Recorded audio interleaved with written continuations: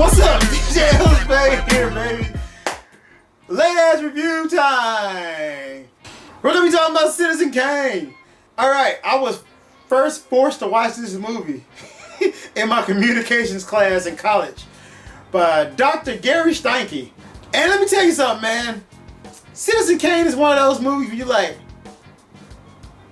it all made sense until the end. It starts with Charles Foster Kane in his dreary, dark house, dying. Castle. House. Dying. And him saying the words over and over. Rosebud.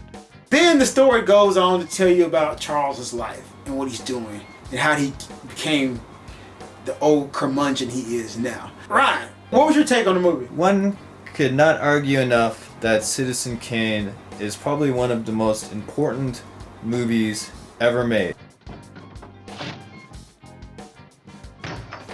Movies were basically just stage plays. It took the lighting schemes that the Germans were using, it took the ideas of editing, some of the better directors and the Russians, and it all put it into one film.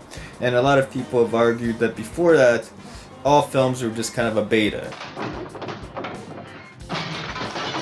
Where it used camera movements to tell the story in a way that no other film before it had done. I actually totally agree with this. That said, it has to be one of the most boring fucking movies I've ever seen in my life. The setups are so long in the movie.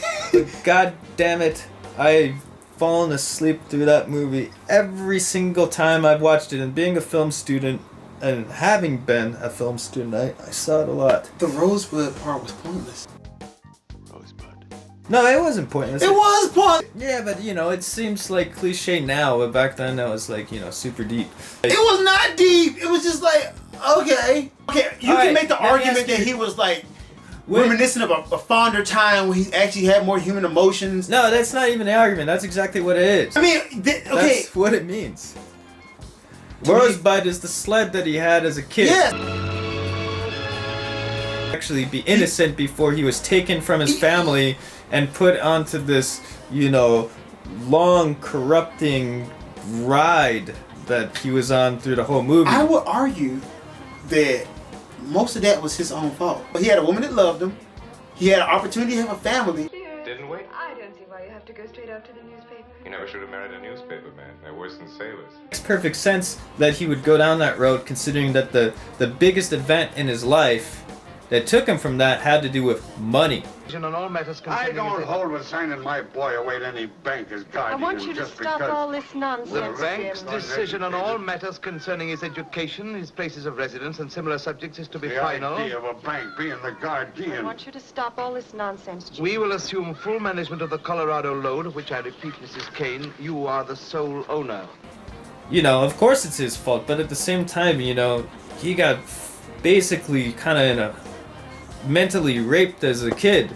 See, this is why I have a different take on this, man. I think Citizen Kane is a cautionary tale about how you can become the person you don't want to become and the person you hate. Buy me into giving you something. Susan! Yeah, but haven't you ever heard of a MacGuffin? Can you explain what a MacGuffin Yes, is? a MacGuffin, it's always called the thing that the characters on the screen worry about, but the audience don't care. Journalist is, you know, looking into the stories because he wants to find out who or what Rosebud is. You know, and in the end he doesn't find it, but we do. Yeah. Yeah, guys. Save yourself 2.5 hours. Just fast forward to the end. That's the random show. Late ass reviews. Oh, if I had to rank Citizen Kane, 1 out of 5. Ryan, what would you give it? I'd give it, you know, I'd still give it 4 out of 5. I just don't want to watch it. I'm gonna give it a 3.5 out of 5, man.